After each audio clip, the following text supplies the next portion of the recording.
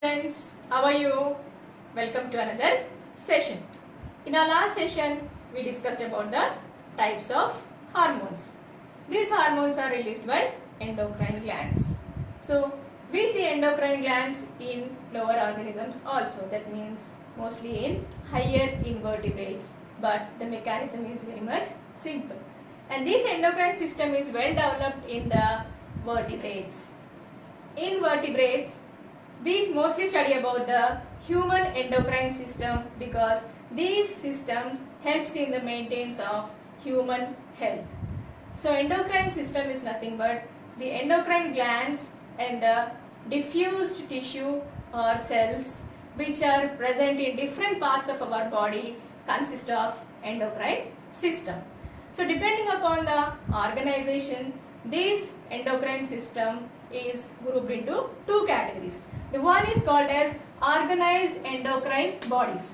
The other one is called as non-organized endocrine body, or this is also called as non-endocrine bodies. Coming to organized endocrine bodies. What do you mean by organized endocrine bodies? See, the glands which are present in clusters or in tissue form and arranged in an order are called as organized endocrine bodies, and they release their secretions.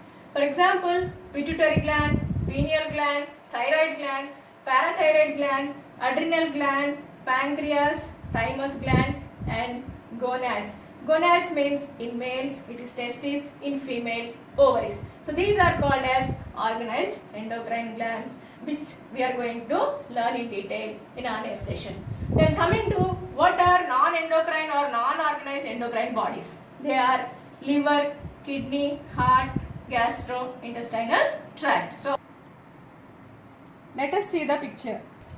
Apart from the endocrine glands, hypothalamus is also considered as one of the endocrine gland. This hypothalamus is the connecting between the nervous system as well as the endocrine system. So this hypothalamus is located below thalamus, constituting the floor of diencephalon. So this is a part of forebrain. So this is the hypothalamus. This hypothalamus consists of many neurosecretory cells which are called as nuclei. So these neurosecretory cells release neural hormones which help in controlling the pituitary gland. So one of the neurosecretory cell, it extends to the posterior pituitary gland. It connects with hypothalamo-hypophyseal tract and it releases a neurohormone and controls the actions of the posterior pituitary lobe. This hypothalamus releases two types of hormones. One is called as releasing hormone, the other one is called as inhibiting hormone. So this neurosecretory cell connects with the portal circulatory system and releases its secretions through the portal circulatory system and controls the functions of anterior pituitary gland. For example, growth hormone releasing hormone, that is somatocrine, and growth hormone inhibiting hormone, that is called as somatostatin. So these two hormones help in the releasing of somatotrophin, that is the growth hormone from the pituitary gland. So in this way, these hormones regulates the function of pituitary glands. In today's session, we discussed about the introduction of endocrine system and the structure of hypothalamus. Now it is task time.